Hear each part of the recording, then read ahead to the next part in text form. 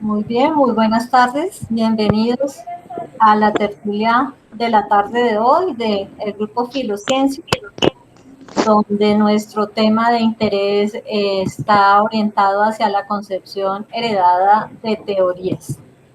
Entonces, para comenzar, voy a hacer como una introducción de tomando en cuenta el texto que todos leímos o que se propuso como base para la lectura de Supé.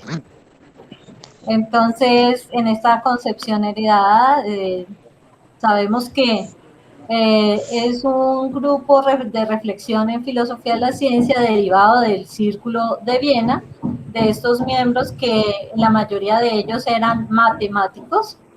Algunos de estos integrantes estaban interesados en los desarrollos obtenidos en matemáticas por parte de Frege, Cantor y Russell. Entonces, el interés de ellos va a estar en esa revisión del pensamiento que se sintetizó en la obra Principia Mathematica, que es un desarrollo de lógica matemática que busca el carácter del desarrollo coherente, donde la matemática también está pensada en la visión axiomatizada, donde gran parte de estos términos pues se basan en principios de lógica. La Principia Matemática, que es como el texto sobre el cual se empieza a desarrollar toda esta argumentación, pues es un conjunto de 3 libros con base en argumentos o escritos de matemáticas de Bertrand Russell y Alfred North Whitehead, y constituye pues un intento de deducir la mayor parte de los conocimientos matemáticos de la época a partir de un conjunto de principios o axiomas. La principal motivación para esta obra provenía pues del trabajo, como ya se dijo, de Frege en lógica, que contenía inconsistencias, en particular lo que se conoce como la paradoja de Russell. Y esta obra o este conjunto de textos lo que busca es evitar esas inconsistencias que se encuentran en los tipos de teorización matemática. Los principales contenidos de esa teoría están relacionados pues, con temas de conjuntos, números ordinales, cardinales y reales. Y alrededor de esto, pues, hay toda una discusión que podría derivar en lo que también se considera como los formalismos en matemáticas. Entonces, de allí hay una serie de argumentos y discusiones en filosofía que bien merecen revisarlos y dialogarlos en razón a que nos ayudan también a precisar algunos criterios en cuanto a la diferenciación en cuanto a la parte axiomática de las teorías, los términos observacionales, los términos que son también de tipo teórico, las reglas de correspondencia, en fin, un conjunto de elementos en filosofía de la ciencia que yo considero nos resultan muy útiles también para hacer una precisión en términos de la semántica de teorías científicas. Entonces, en ese orden de ideas, cedo la palabra a quien quiera comenzar con su exposición. Bien, lo que ha introducido Astrid son los componentes predecesores en términos teóricos y de autores, en los cuales los miembros del Círculo de Viena inicialmente se interesaron por una formalización de las teorías científicas para constituir lo que ellos denominaron en un momento determinado la concepción estándar de teorías. En el caso de la llamada visión heredada de filosofía de la ciencia del positivismo lógico,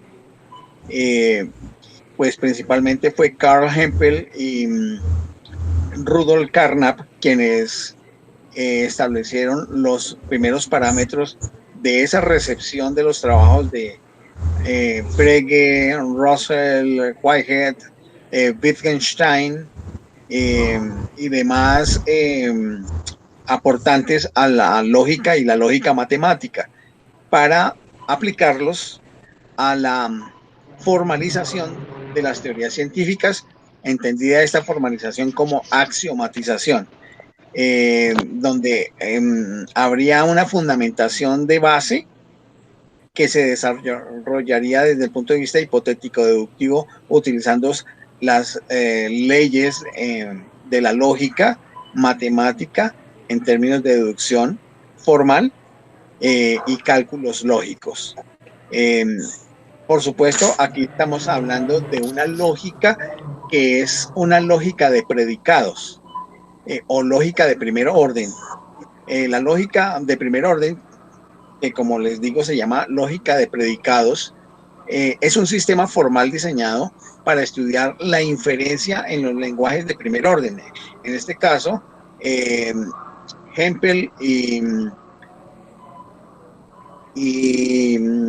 este otro autor, Carnap, consideraban que el conjunto de las teorías científicas podrían entenderse como lenguajes de primer orden y organizarse internamente de tal forma que pudieran ser estructurables y deducibles en los términos de la lógica de predicados.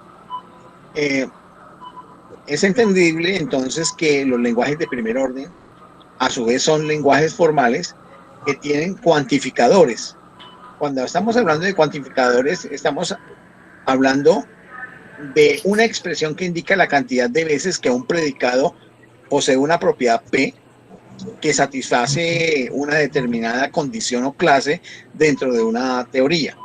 Y por supuesto existen varios tipos de cuantificadores, entre los cuales están los cuantificadores universales, cuantificadores existenciales, entre otros.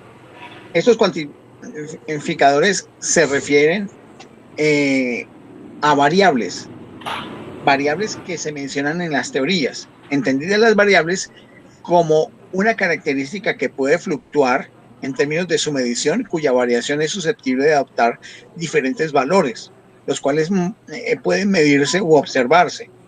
Las variables adquieren un valor cuando se relacionan con otras variables y esto implica pues cálculos matemáticos.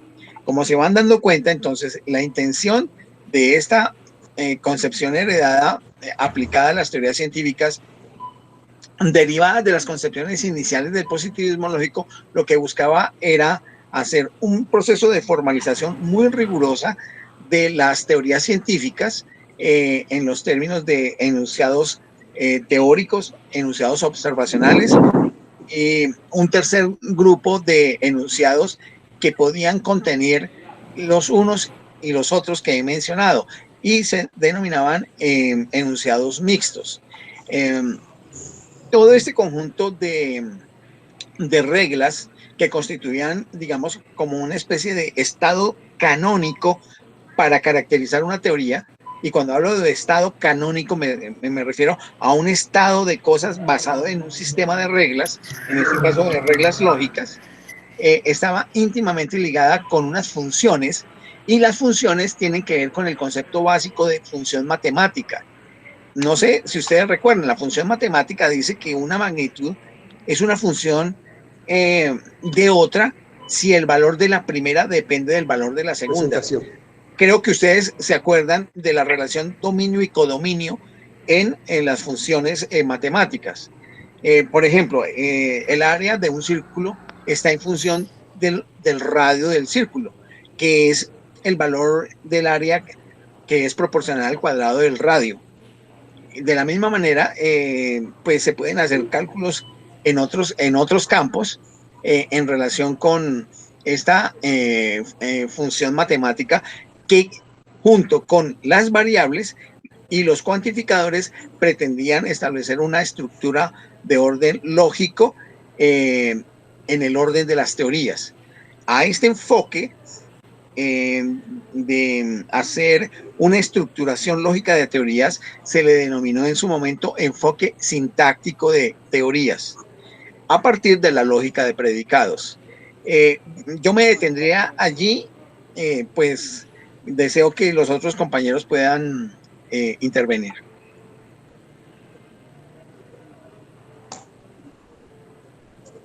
Muy bien, gracias. Entonces, Roberto o Armando, ¿quieren hacer un aporte?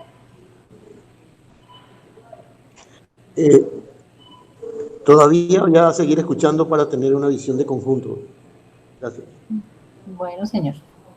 ¿Y Armando? No estoy. Bueno. No, parece ser que Armando no, No, entonces, no bueno, tiene, no tiene, no tiene audio o no está ahí. alguna cosa. Ah, sí, Tenía problemas. tiene problema. Listo. Bueno, Entonces, de sí, todas maneras, pues no sé si quieras avanzar ahí en algo, Astrid. sí, pues es que precisamente estas discusiones que van teniendo al interior del grupo, pues también muestran como los sesgos o, digamos las intencionalidades o intereses de acuerdo a cada uno de ellos. Y por eso entonces es que también se identifica que va a haber un grupo o una postura de ellos que se va a centrar en la propuesta de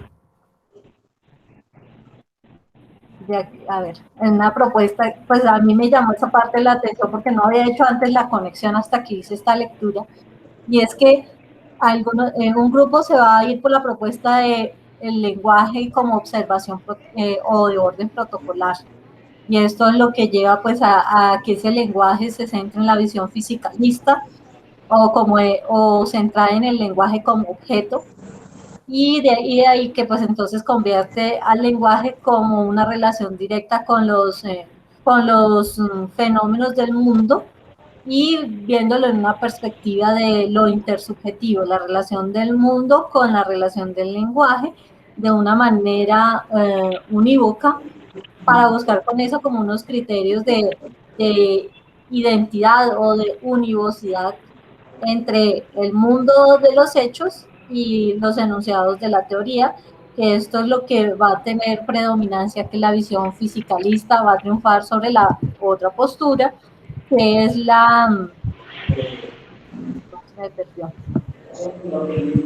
con la, con la otra postura que es la de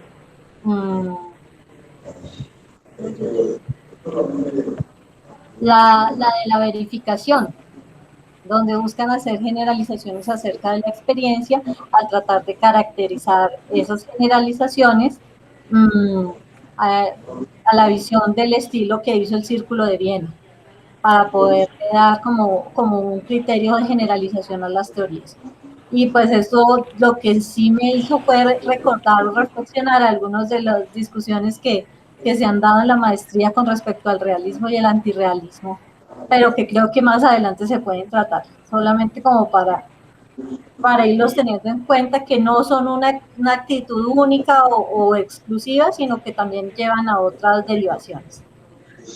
Sí, Astrid, pues eso que estás comentando, por supuesto, lleva a una discusión que es más de carácter epistémico y seguramente con cuestionamientos ontológicos sobre la naturaleza de las teorías, cosa que sí, es cierto que se da, pero yo sí haría una distinción muy respetuosa acá, y es que el trabajo de la concepción heredada es un trabajo que tiene que ver con un problema de tipo muy técnico que trataba de darle respuesta a discusiones justamente de las diferencias entre fisicalismo y las concepciones alternas al fisicalismo.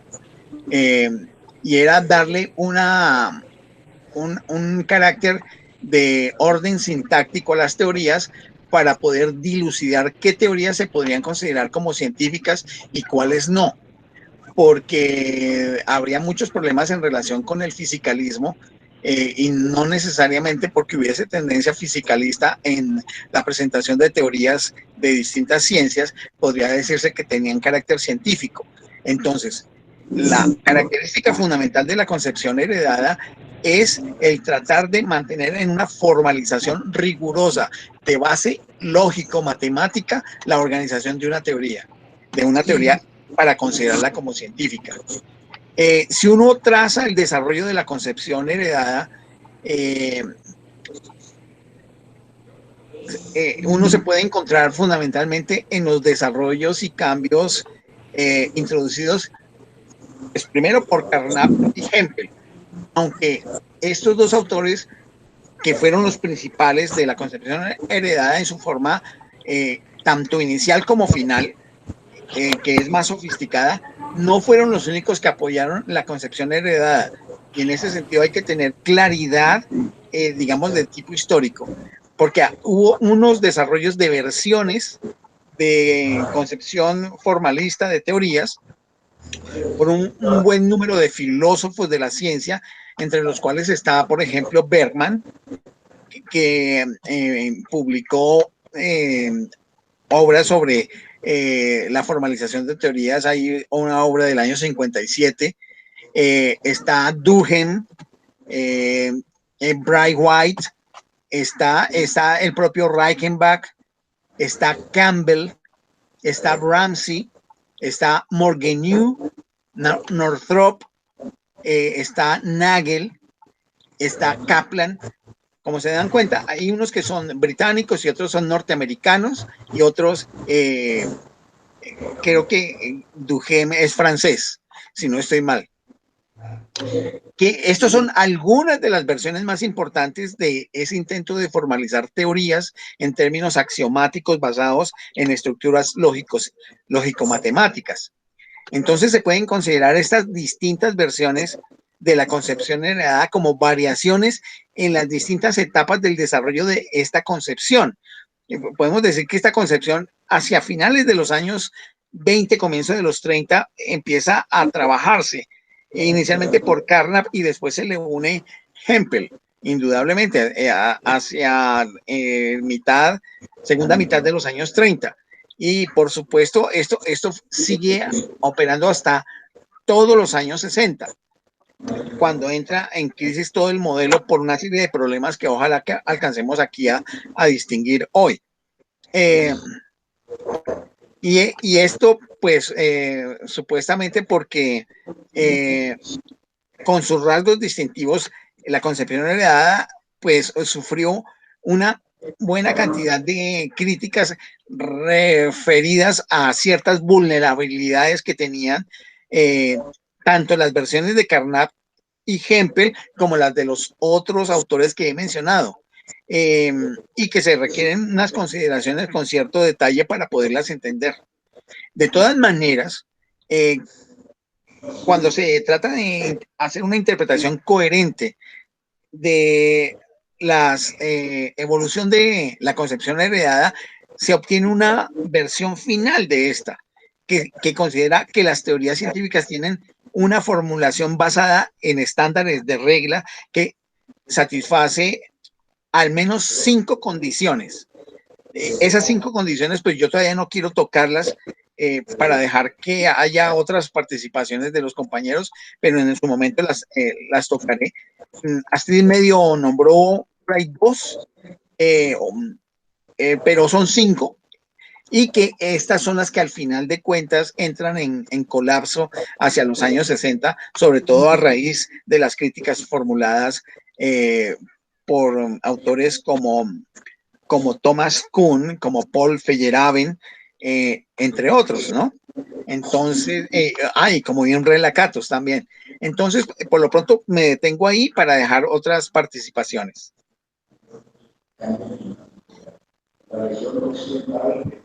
Bueno, en ese, tratando de seguir como un orden del proceso, pues entonces en la versión inicial de la concepción heredada, consideraba que una teoría científica debe ser axiomatizada según la lógica matemática, ¿sí? Entonces, por ello, tanta insistencia en el cálculo de predicados, como tú decías en el comienzo, y para ello, entonces, esa axiomatización tenía en cuenta la lógica a partir de tres claves, y era tener en cuenta los términos lógicos y matemáticos, los términos teóricos y los términos observacionales a los que se le da una interpretación que es de orden fenoménica y observacional, que ahí ya es donde se empieza pues a hacer como más compleja la interpretación, porque cuando solamente nos quedamos en la parte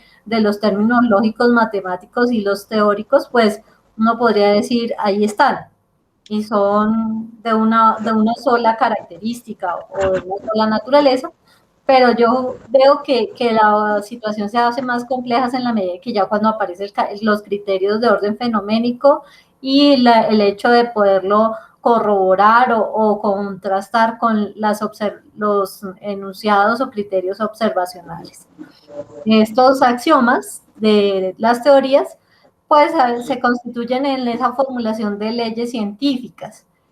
Y con ello lo que veo también, que es lo que uno identifica en el carácter de, por ejemplo, de Wittgenstein, de quien tuvieron también mucha influencia, es en la búsqueda de esa univocidad o esa relación de uno a uno entre lo observado y lo que se quiere expresar a través del enunciado o a través de la teoría, para darle un criterio de univocidad.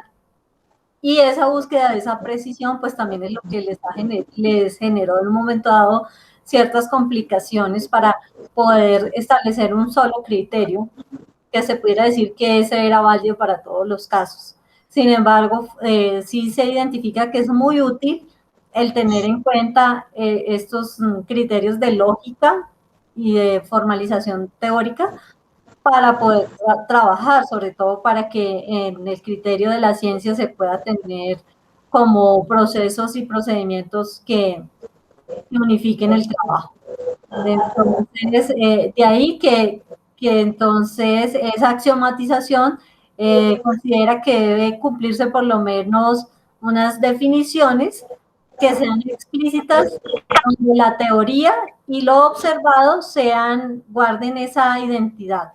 Y entonces los términos teóricos están dados porque hay el enunciado o el término teórico y el término observacional, donde esas observaciones sean definidas de manera explícita a partir de la correspondencia entre los términos observacionales y los términos teóricos.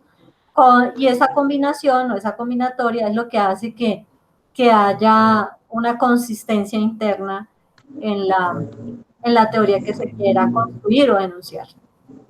Claro, pues aquí entonces vale la pena señalar que es este abrebocas que va dando acerca de la naturaleza de la estructura axiomática de teorías, como tuvo una evolución por lo menos durante unos 30 años, con varias aportaciones, pero que tanto en principio como en final siempre vamos a encontrar a dos filósofos de la ciencia como Rudolf Carnap y Carl Hempel.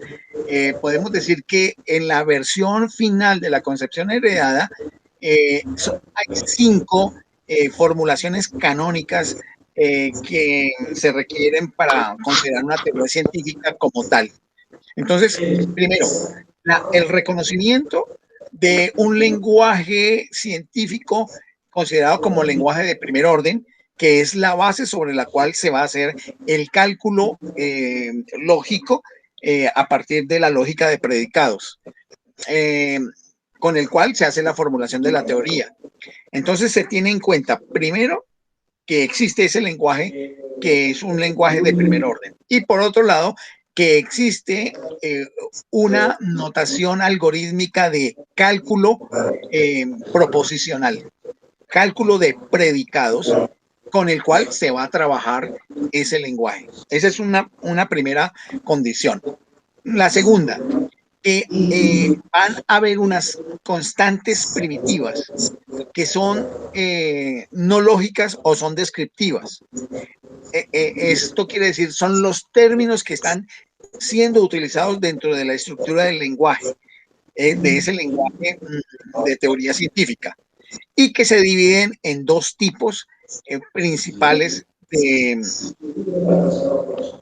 de componentes, esas constantes primitivas. Primero está el de los enunciados que se refieren a observación, entonces conocidos como términos de observación, que Astrid ya ha mencionado.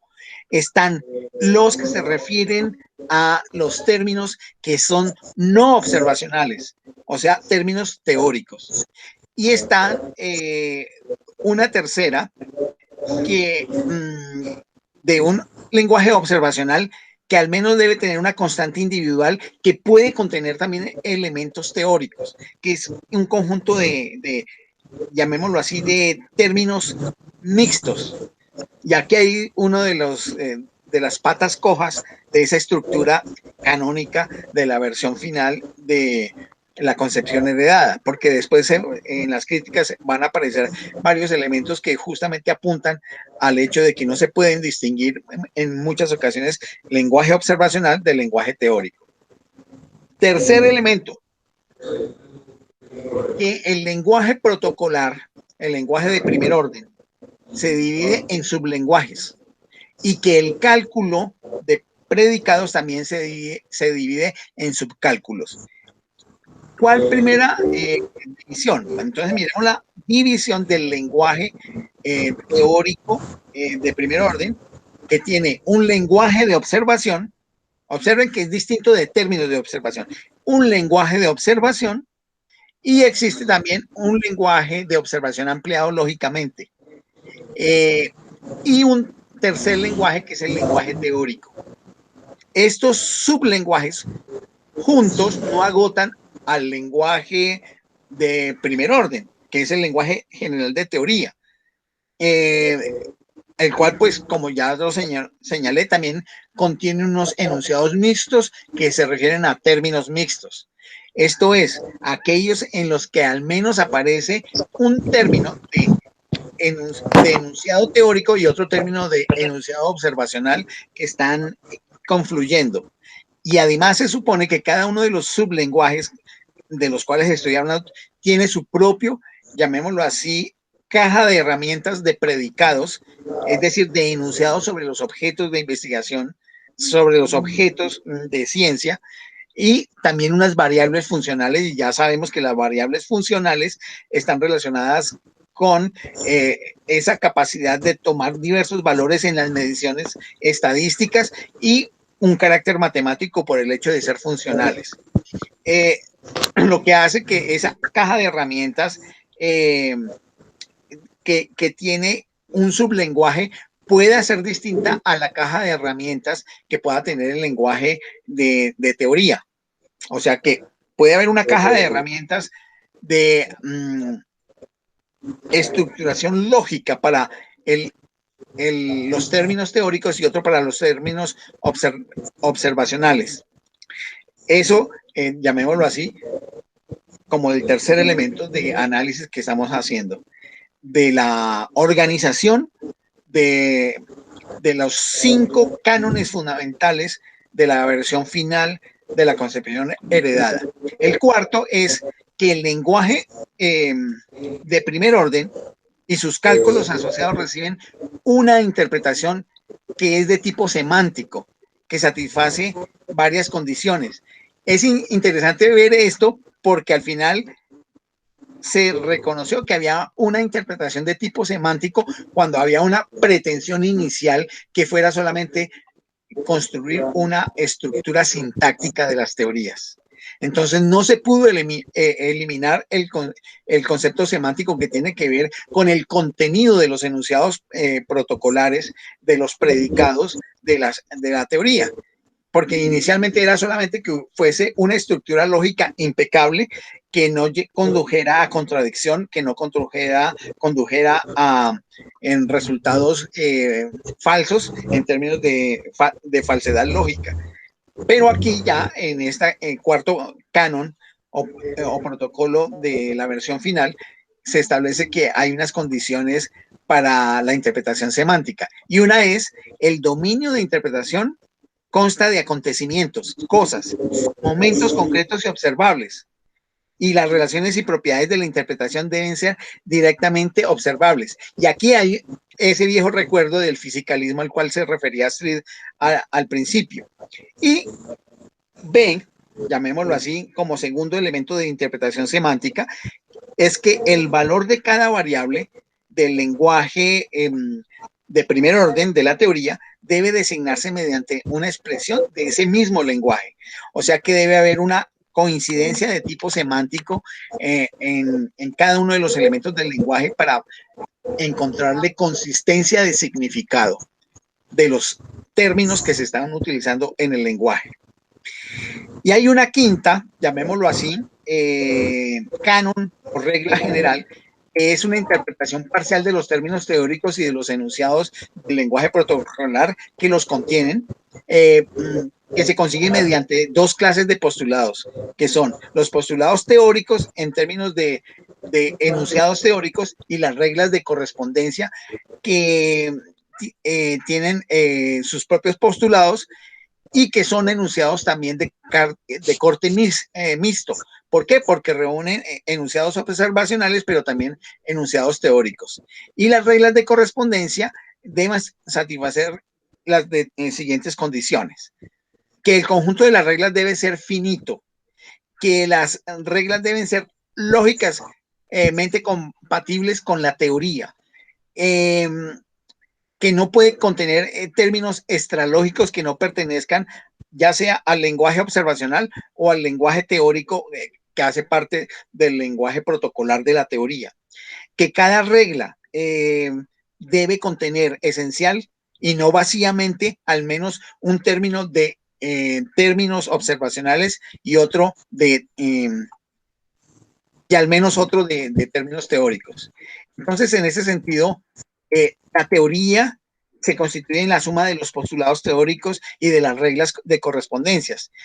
De esa manera, la teoría científica basada en el lenguaje protocolar de teoría y de reglas de correspondencia corresponde a una suma entre teoría y reglas designadas por unos enunciados básicos de teoría y reglas de correspondencia fijadas por una filosofía de la ciencia que pretende reglamentar cómo deben ser las teorías científicas.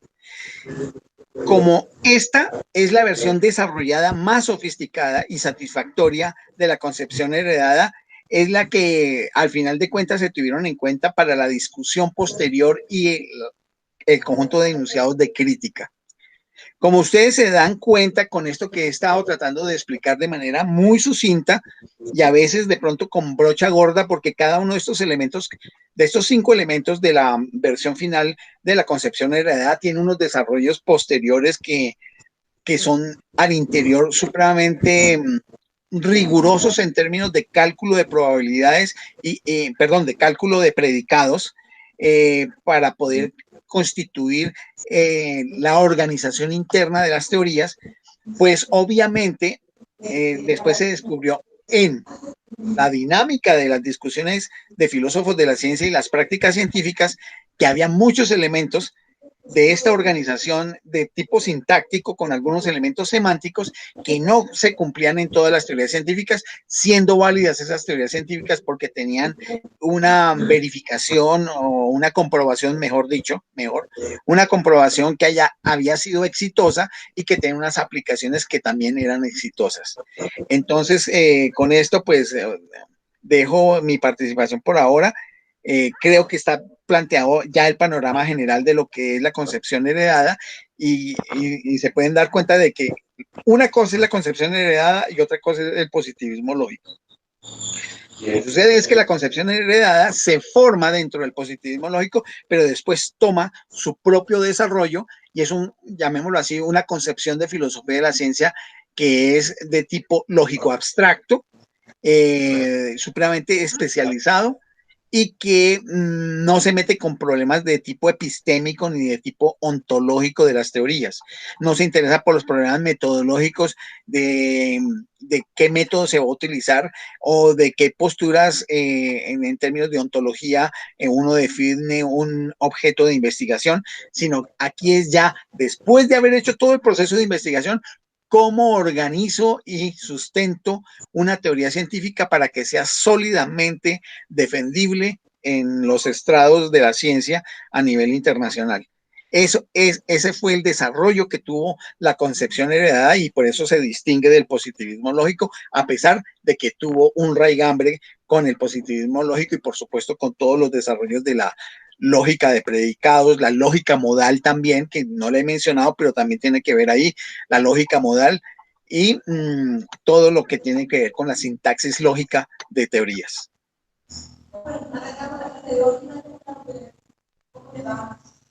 Perfecto. Entonces, o sea, teniendo ese referente o esa, digamos, esa precisión que ya has hecho con respecto a lo de las reglas y a la, digamos, como a los principios sobre los cuales se centra esta postura en filosofía de la ciencia, pues aquí yo lo que voy también identificando es cómo hay una dificultad para hacer la claridad entre cuáles son esos enunciados o esos criterios que le pudieran decir que se está refiriendo a una entidad metafísica y cuando nos estamos refiriendo a términos teóricos legítimos. Esa es una pregunta compleja porque ahí la discusión sale de otros rumbos. Claro, y entonces alguien interesado en defender la concepción heredada va a defender que está claramente identificado dentro de la teoría que los términos observacionales son estos y aquellos y no tienen discusión y que los términos teóricos están basados en determinadas constantes, ya sean físicas o ya sean matemáticas, que están relacionadas con una estructura de cálculo matemático y fuera de eso, armadas a través de un sistema muy ordenado que puede pasar las pruebas del cálculo de predicados de una teoría. Entonces, observa que se vuelve un problema más técnico, más que un problema ontológico o epistémico, Astrid. Sí, eso me queda claro ahora con lo que haces de la explicación de las reglas porque de una u otra manera el tema o la discusión va a ser más en cómo darle esos criterios de unificación o criterios de univocidad para que sean esos y no otros. Es por ahí, porque era la pretensión de hacer una unidad de la ciencia, pero el problema se lo fueron encontrando después y era que a esos sistemas tan rigurosos de organización de teoría no se podían adecuar las distintas teorías. A lo sumo, algunas teorías de la física podían adecuarse, pero teorías en otras áreas científicas no era posible que se adecuara ese nivel de reglas o cánones que exigía, llamémoslo así, la concepción heredada de la filosofía de la ciencia. Entonces se reventó por sí misma, reventó. Aunque según entiendo, en una etapa determinada, podría decirse que en sus comienzos, sí tuvieron la pretensión de trasladarlo esto como a las demás ciencias, en cuanto a que pudiera ser una alternativa para la filosofía en general, inspirados en las ideas de Wittgenstein, y que pudiera darle ese criterio de lógica, que fue lo que se conoció como la doctrina de significación cognitiva. Sí, pero aquí pero no podría ser del primer Wittgenstein, porque es que la concepción de la primera etapa de la concepción heredada. Pero es que en la primera etapa de la concepción heredada, de ahí hay una buena discusión para hacer. Ajá. Está basada en el Tractatus, y el Tractatus absolutamente se refiere a asuntos de tipo semántico, sino a asuntos de tipo lógico. Y justamente es esa influencia de Wittgenstein en la que hace que se trate de hacer un lenguaje perfecto, un lenguaje ideal de teorías.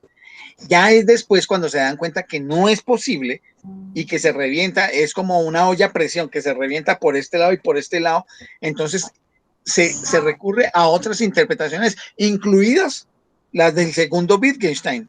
Y por supuesto Thomas Kuhn, cuando empieza a ver que los significados están relacionados con el uso y que el uso, ya pasándolo a Kuhn, tiene que ver con el paradigma o matriz disciplinar que la comunidad científica esté manejando, o comunidad de pensamiento a lo Ludwig Fleck. Sí, a La lo que esté comunidad de pensando. pensamiento. Exactamente, lo que la comunidad de pensamiento esté señalando. Entonces, el asunto es que esa pretensión de axiomatización de teorías con cálculo de predicados y lógicas modales no funcionó, y mira que cuando esa pretensión pasa por parte de Joseph Smith, de Frédéric Suppé, y Patrick Suppes también, cuando con Moulines, con Steckmüller, tratan de pasar ya no eso para las teorías, sino para construir redes de teorías. Yo veo que eso se quedó también ahí, porque las redes de teoría también tienen en otro nivel problemas que pueden ser análogos, porque las teorías se comportan también de una manera distinta y no se pueden axiomatizar ni establecer a través de una metalógica de redes de teoría esa pretensión que ha tenido el estructuralismo metacientífico que tú conoces. Y eso también no derivó en esos problemas que plantea el construccionismo con Van Fraassen, en razón a que se reifica las expresiones o los enunciados de tal manera que se asume como que eso que está dicho en el enunciado es lo que exactamente concuerda con la naturaleza de los hechos y que definitivamente pues llevan a la reificación. No, Astrid, yo vería que ese es otro tipo de problema, porque es que aquí estamos hablando es el problema de la axiomatización al interior de teorías, que es la concepción heredada, o la axiomatización de redes de teoría a la luz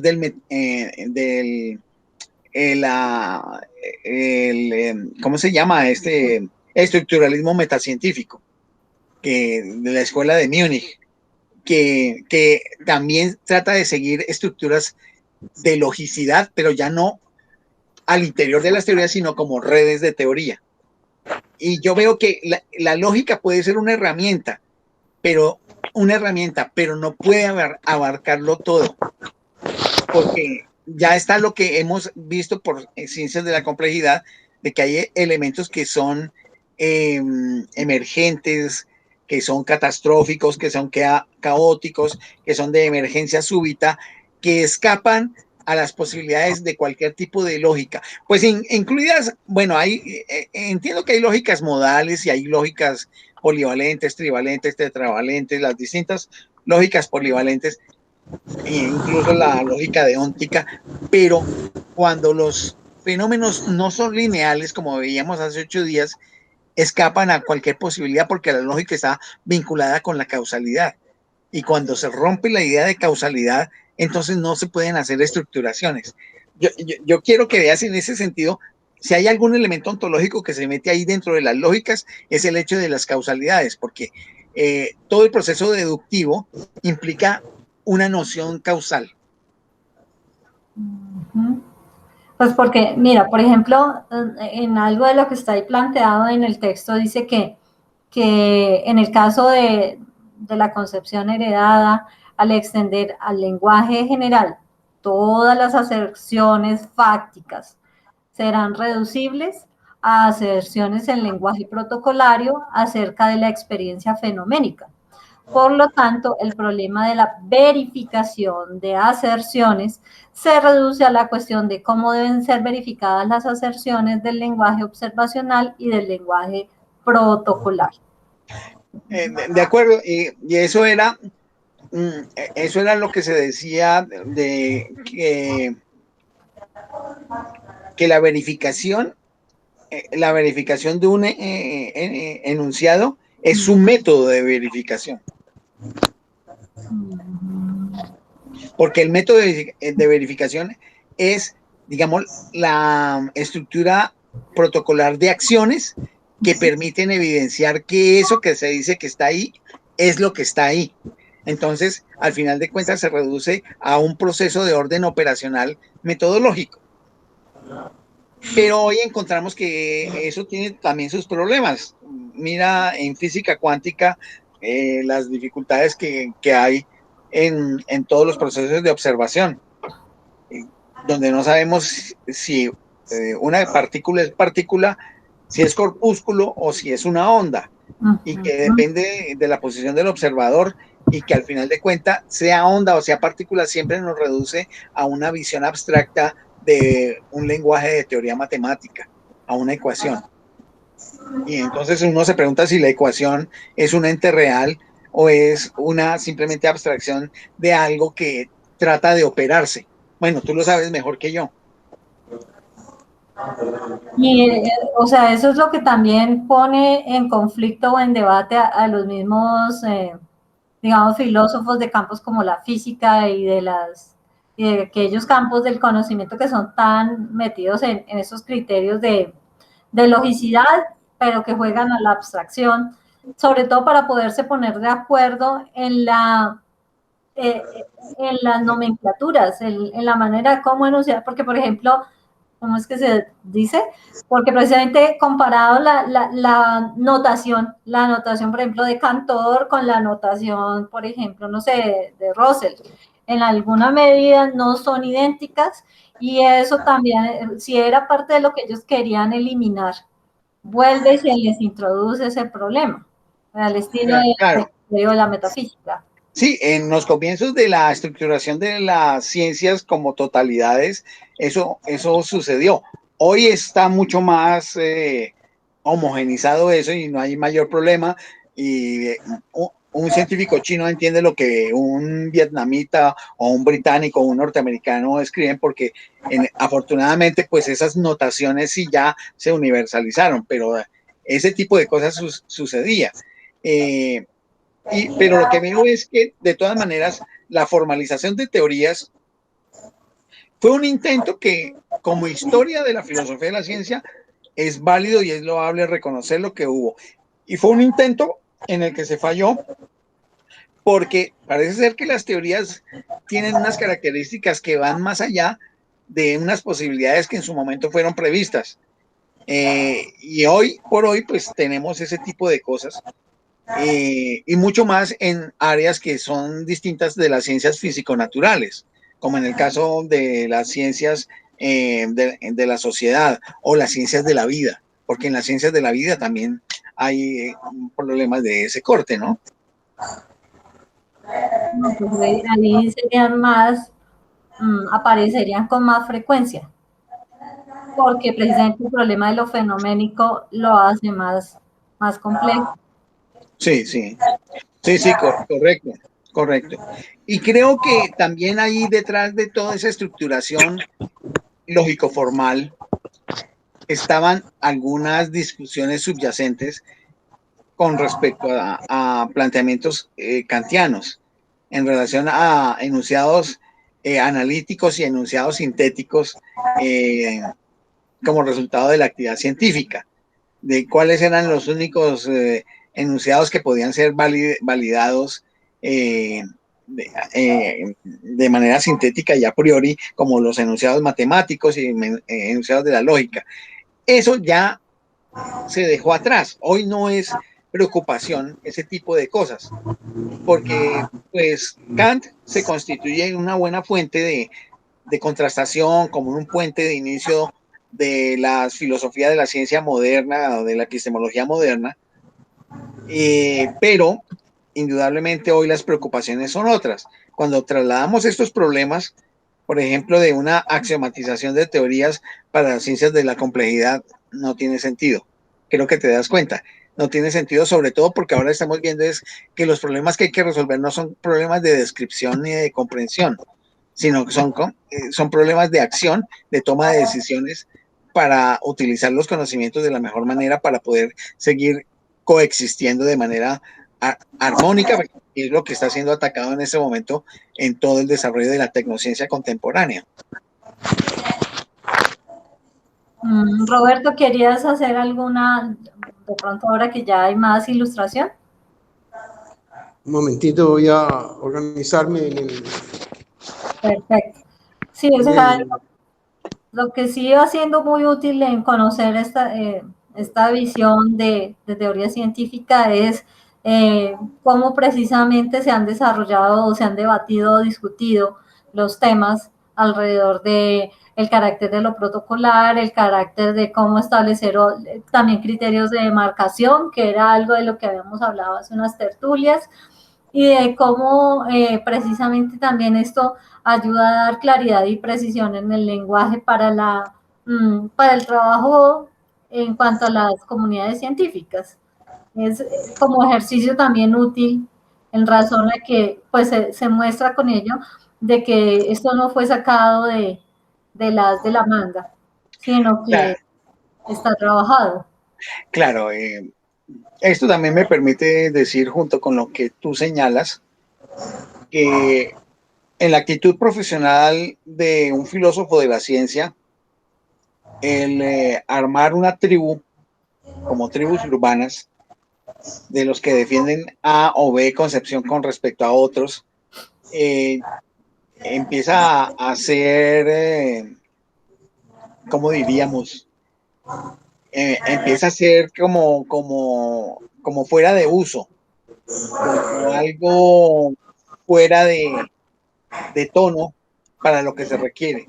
Lo que sí se necesita es tener una cultura general acerca de la historia y de las filosofías de la ciencia, de las distintas tendencias, con el propósito de ver qué es lo que ha pasado con la humanidad en relación a cómo comprende las teorías científicas, cómo utiliza las teorías científicas, qué hay detrás de esa manera de concebir las teorías científicas en distintas tendencias, con el propósito de ver hacia dónde nos está llevando el actual avance tecnocientífico y qué tipo de reflexión se puede proponer desde la filosofía de la ciencia sin estar defendiendo teorías o posturas, llamémoslo así, en términos de un rebaño o en términos de una secta o una tribu filosófico-científica, que es lo que yo veo que habitualmente lo hay en la academia.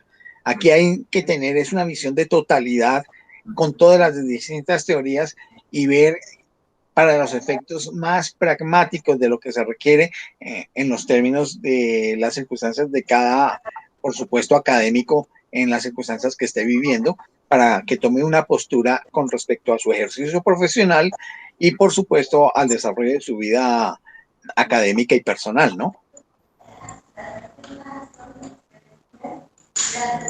Roberto.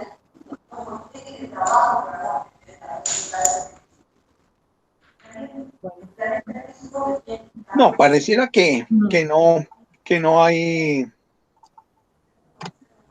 planteo en Roberto. Bueno, pues sí. Estoy recordando un poco la tertulia que trató ya del tema de la concepción heredada, ¿no? Ya tuvimos antes. No, Roberto, te equivocas. Eso no lo hemos visto. Estuvimos viendo fue positivismo lógico, hicimos una mención supremamente mínima de la concepción heredada. Nunca antes se había hecho la exposición que hoy se ha hecho, Roberto. No, sin duda. Yo no terminé mi idea. Por eso iba a decir que lo que se dio ya fue como un primer título de lo que ahora se desarrolló.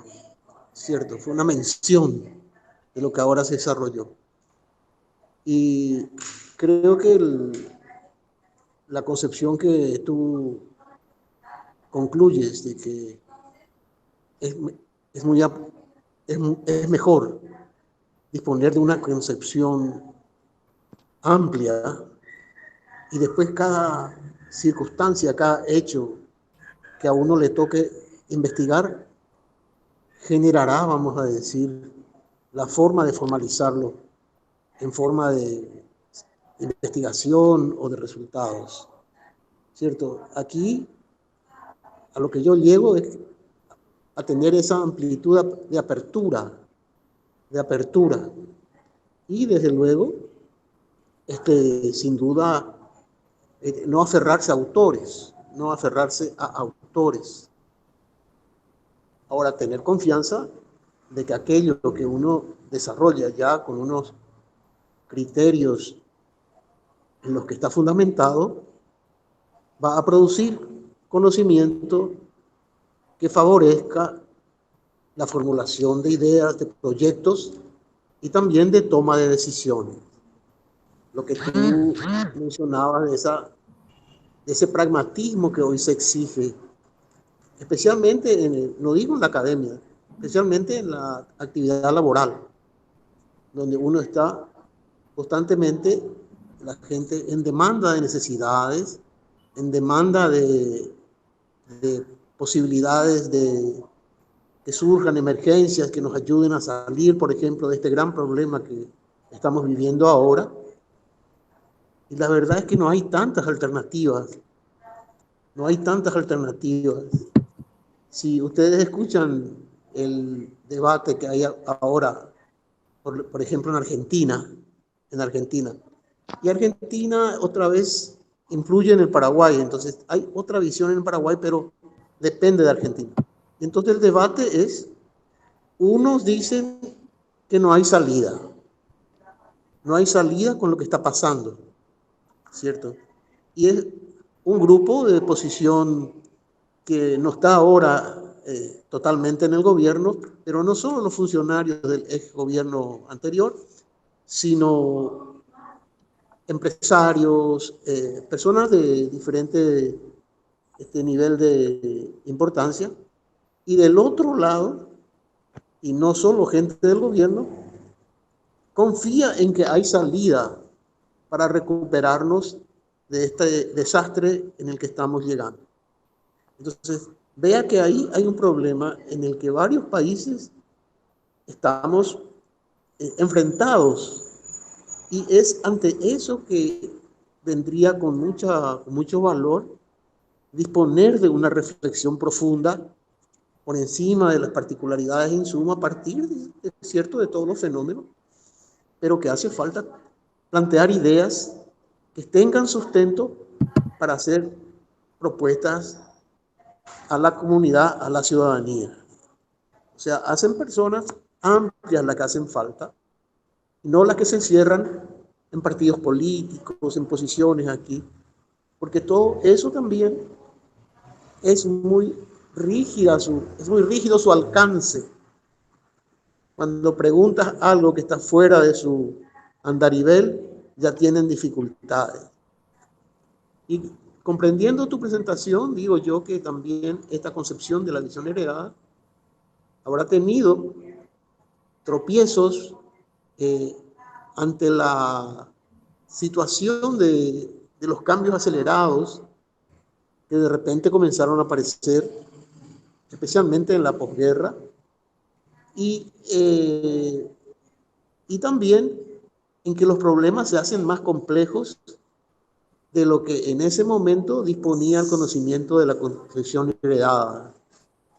Entonces ahí es que parece que se frena un poco este pensamiento, no sin antes reconocer de que toda propuesta, digamos, como esa, es un amplio campo de continuidad en la reflexión teórica, la reflexión científica que ha tenido la filosofía de la ciencia. Eso es lo que puedo yo comentar, digamos.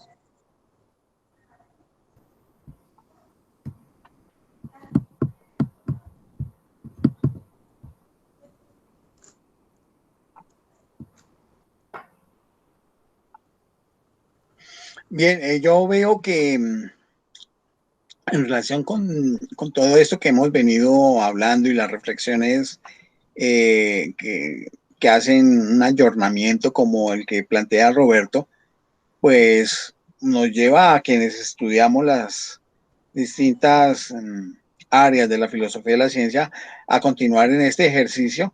Hay un ejercicio global que se ha venido haciendo. Por lo pronto queda dentro de la baraja que he manejado, una postura que es la filosofía feminista de la ciencia, que sería para tratar en la próxima sesión.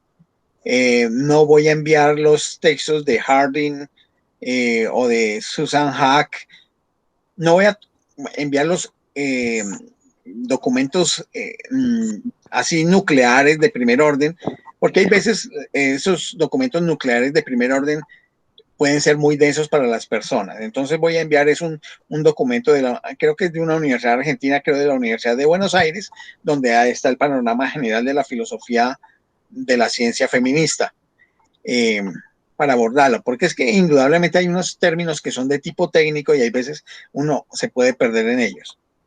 Entonces, para la próxima semana lo que haría sería enviarles, estoy en ese momento ya haciendo la recogida del material para enviarlos y hacer una lectura. Es un texto que creo que no es tan complejo y de 13 páginas, que es bastante abordable y nos permite también entender varias de las cosas que están sucediendo a nivel contemporáneo en relación a la concepción feminista sobre la ciencia y sobre cómo hacer filosofía de la ciencia feminista. Entonces, pues eso sería lo que yo quisiera decir. Yo tengo como una inquietud, a ver si, bueno, como parte de lo que uno va reflexionando cuando lee a estos autores. Sí. En el caso de la concepción heredada, pues ya me aclaras de que precisamente no tiene que ver con un debate entre realismos y antirrealismos, pero en sí mismo no están yéndose hacia un criterio de esencialismo, como de buscar que esas teorías también tuvieran un criterio como, digámoslo, de depuración de los criterios metafísicos. Tú tienes toda la razón. Tú tienes toda la razón. El asunto es de un purismo que intentaba eliminar la metafísica, pero que se le metía por la puerta de atrás. Por supuesto, eso le pasó tanto al positivismo lógico y posteriormente le pasó a la visión heredada de la filosofía de la ciencia. El asunto de considerar que la lógica y la matemática son los elementos sustantivos que pueden garantizar la cientificidad de una teoría. Observa que dentro de nuestras discusiones en otro foro estuvimos analizando el problema de si las teorías científicas iban a requerir o no de evidencia empírica. Me estoy refiriendo a las teorías de la física cuántica, o que si solo podría tener validez en la medida en que se pudieran reconocer a través de métodos lógicos y matemáticos la consistencia y validez de una teoría matemática de física teórica, en este caso de física cuántica. Y que algunos estaban diciendo, no, eso no puede ser así, porque el asunto es que la utilización de una teoría está por sus efectos exitosos desde el punto de vista de la física experimental. Y el éxito en la física experimental permite que después se puedan generar, llamémoslo así, artefactos de aplicación utilizando los conocimientos de una teoría de física teórica que ha sido contrastada a través de física experimental. Esto para ir a las que son ciencias de punta a punta para probar esto, porque por supuesto esto también aplica para las demás ciencias, sino que pues en el caso de la física experimental y de la, por ejemplo, biología molecular, uno no se podría quedar con modelos computacionales de biología molecular sobre vida artificial, por ejemplo, Astrid, que tú sabes bien que se hace ese tipo de trabajo, sino que hay que mirar desde el punto de vista de una biología experimental cómo es cierto esto, sí o no. Así como en Caspers, el método Caspers de edición genética, que lo que hace no es que se diseñe un nuevo método para generar ARN, sino que tomado o copiado de los métodos que naturalmente tienen las células, se hace después un diseño artificial, pero sin salvar ninguno de los pasos, sin saltarse ninguno de los pasos que hace una célula. Lo único que se hace es una réplica, pero que se hace de manera artificial. En ese sentido, todo esto nos sirve para ver que no pueden hacerse reduccionismos de orden lógico-matemático, lo cual pone en duda el concepto de que el mundo sea matemáticamente legible. No necesariamente. Sí se puede leer matemáticamente, pero no todo se puede leer matemáticamente, por lo menos hasta ahora. Porque también podríamos pensar que de pronto hay que inventar unas matemáticas más avanzadas que pudieran leer aquellas cosas que ahora no podemos leer. Todas las que se refieren a los sistemas que son emergentes, que son de apariencia súbita y cosas por el estilo, que denominamos sistemas complejos. Y eso, o sea, es que con lo que vas diciendo me pones a pensar, pues como no, ya está que no podemos tampoco establecer un criterio estándar o unificado, ¿cómo podríamos hacer un puente o una reflexión, no sé, en relación con lo que tú has planteado en geoestrategia y tecnociencia? Astrid, es que una cosa es el asunto de la unificación de teorías, lo que es la consistencia y coherencia teóricas, y otra cosa es el ejercicio de la pragmática de la tecnociencia. La pragmática de la tecnociencia admite ya de entrada de que hay gente que se dedica al problema de la consistencia lógica, de la consistencia semántica de teorías, que en cada uno de los grupos de investigación de las academias de un determinado campo se dedican a eso. Aquí el asunto es ya del uso de ese conocimiento, Astrid. En mi manera de plantear el problema esta de la tecnociencia geoestratégica, estos son aspectos desde el punto de vista de filosofía de la ciencia externalista. Este otro problema que tú me estás planteando es desde el punto de vista internalista. Por supuesto, cada uno tiene su trabajo y su responsabilidad. Nunca las concepciones externalistas de la filosofía de la ciencia van a reemplazar los trabajos, métodos y técnicas de las concepciones y dinámicas de la filosofía de la ciencia internalista. No es posible. Al contrario, son complementarias, si te das cuenta, Astrid, y se requieren unas y de las otras. Entonces, sería eso por el momento. Gracias. Estela, bienvenida. Viene. Estela, no sé si quieras hacer alguna aportación o algo que de lo que hayas alcanzado a leer.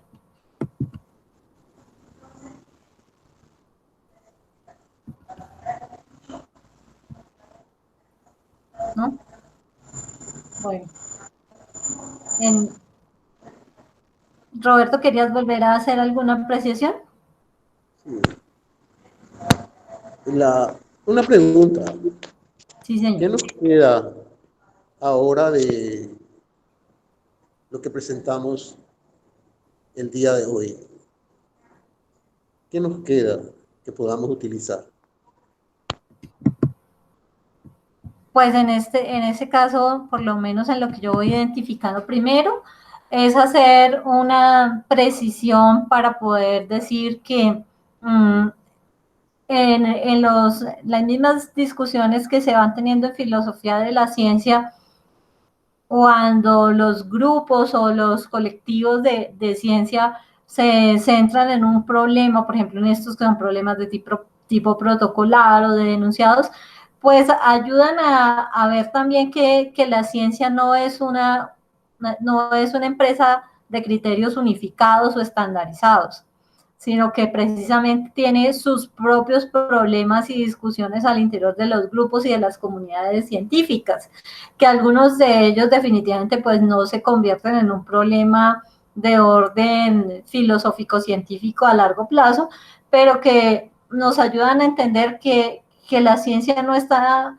libre de situaciones y de compliques o de debates internos. Eso por un lado. El otro es el hecho de cómo, en la medida de que nos vamos poniendo de acuerdo en criterios, en búsquedas digamos, de instrumentos o herramientas de lógica y de acción, pues eso también ayuda a que en el campo de la ciencia se abran otras posibilidades. Es decir, que esto, a pesar de que en apariencia resulta siendo algo que ya no se discute o que no es una situación de gran envergadura, sí es muy útil para poder saber cómo es que funciona la empresa llamada ciencia, con sus problemas de lógica, con sus problemas de coherencia, y que definitivamente cada uno de esos problemas que van apareciendo, pues obedecen a un contexto histórico, como lo que tú en algunas preguntas, pues me has, digamos, como invitado a reflexionar, para poder decir, este ejercicio o este momento en la historia de la ciencia, ¿qué nos deja? ¿Qué nos hace ver que definitivamente, como se trata de una empresa de humanos, pues es imperfecta, pero a la vez es enriquecedora? Muchas No sé, gracias. que te ponga a pensar también. Cómo no, muchas gracias. Sí. Bueno, en este momento pues vemos que estamos en la conversación solo los dos, entonces aprovechemos, Roberto, porque nuestros otros dos colegas no pudieron intervenir en este momento, mientras vuelve Luis Francisco. No, yo en el curso en el que estoy, dentro de un momento, a las 18:15 y 30 tengo que ingresar de nuevo. El título era Introducción a la Arquitectura, primer curso, etcétera, etcétera. Tradicionalmente,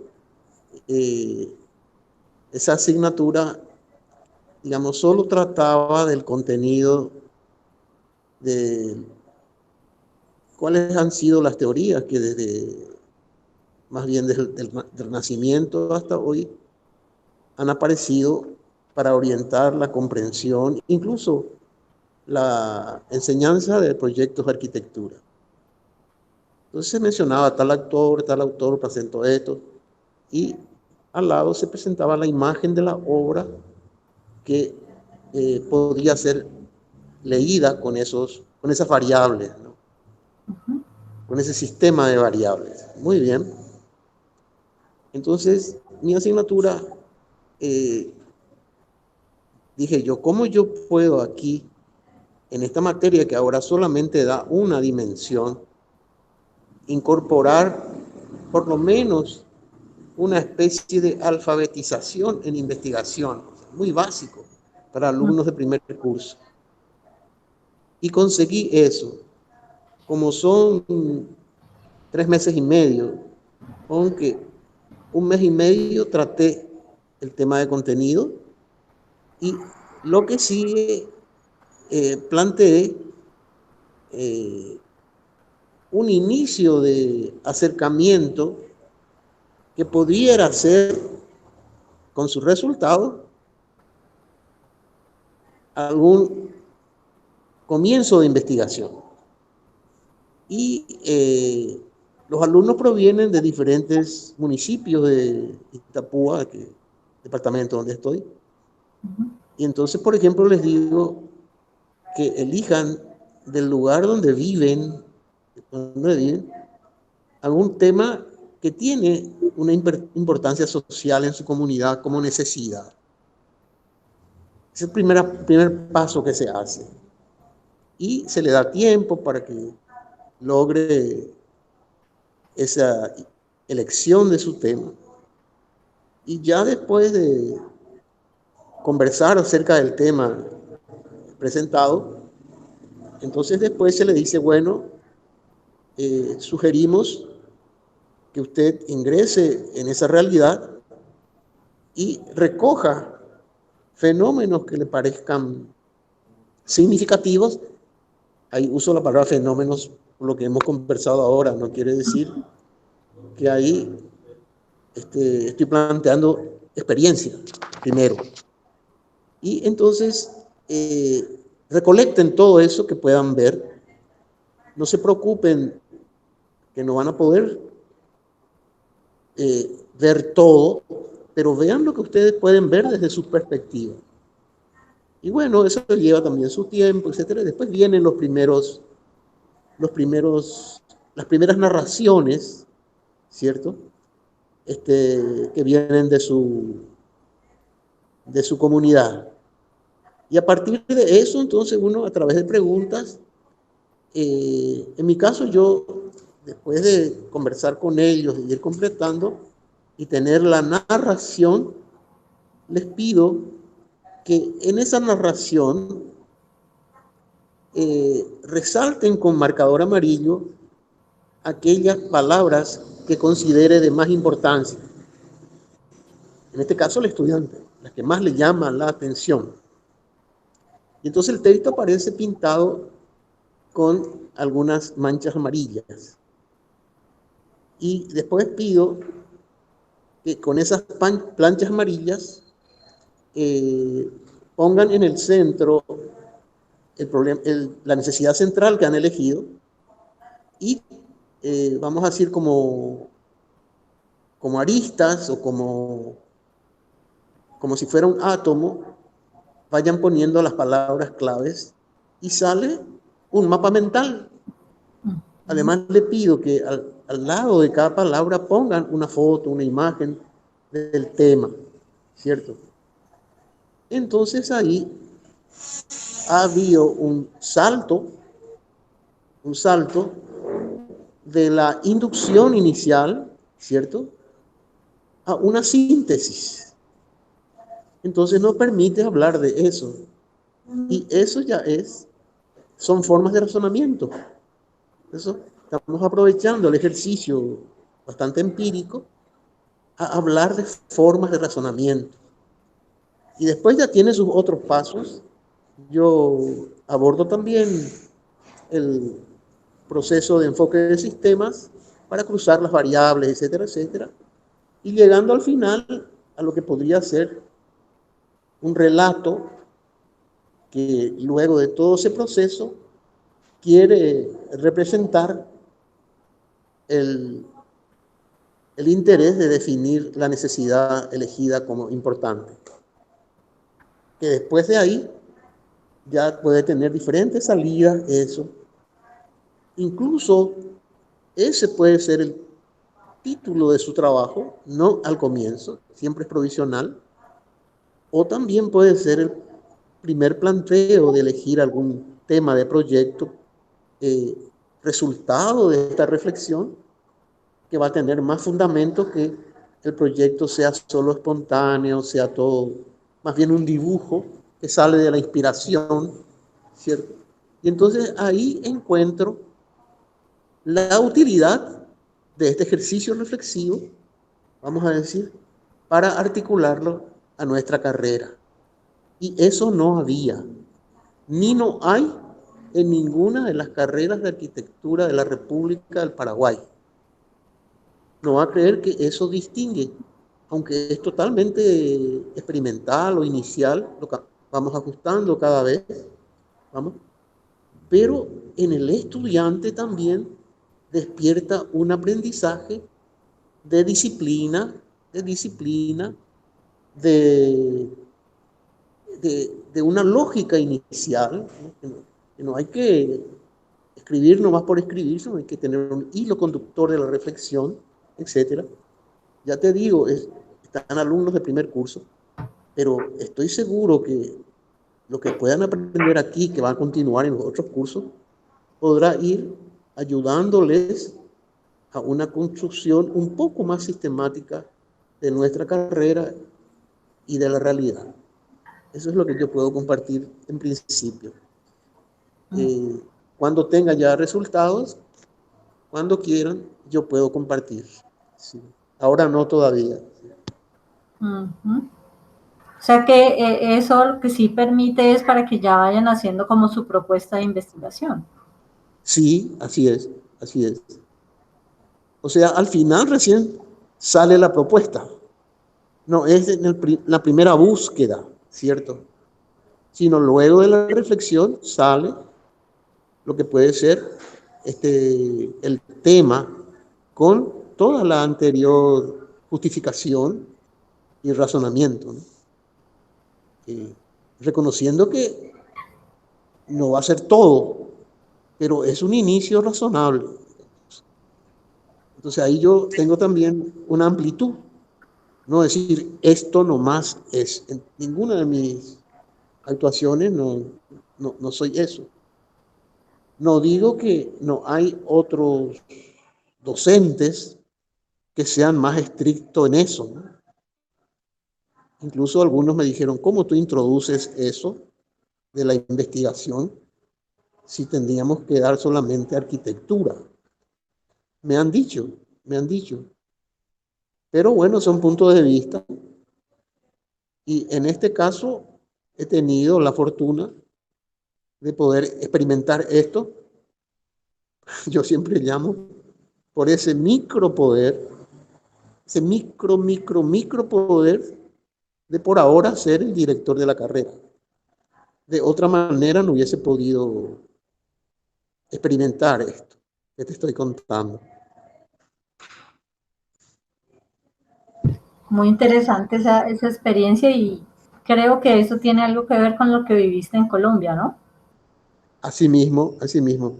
Desde luego, ha evolucionado también, porque las condiciones a veces de mi país no, no son tan iguales que la que tiene Colombia. Hay aspectos generales que sí coincidimos, pero hay otros no, entonces hay que hacer los ajustes. Este, muy difícil generalizar, muy difícil generalizar, si el paraguayo es así. No funciona eso. O en el Paraguay tal cosa. Evidentemente hay que utilizar un poco ahí los criterios más concretos y empíricos y particulares, ¿no? Hace falta. Y entonces se aproxima más a la posibilidad de que corresponda a la realidad. Gracias por compartir esa experiencia. Y bueno, entonces, en lo último que nos había comentado Luis Francisco, entonces la postura de la que vamos a hacer búsqueda o lectura para la próxima será sobre la postura de la epistemología feminista.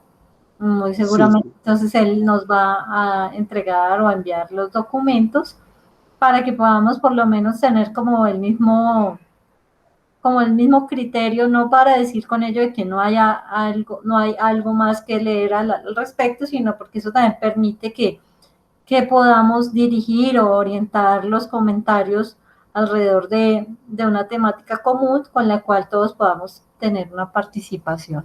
Es más como un Excelente, propósito excelente. de que podamos todos participar hablando pues alrededor de la misma temática. Entonces, Muchísimas bueno, gracias, Astrid. Muchísimas gracias. el tema es que pedirle a Luis Francisco para que parara la grabación. Permítanme un momentico, porque si no se nos...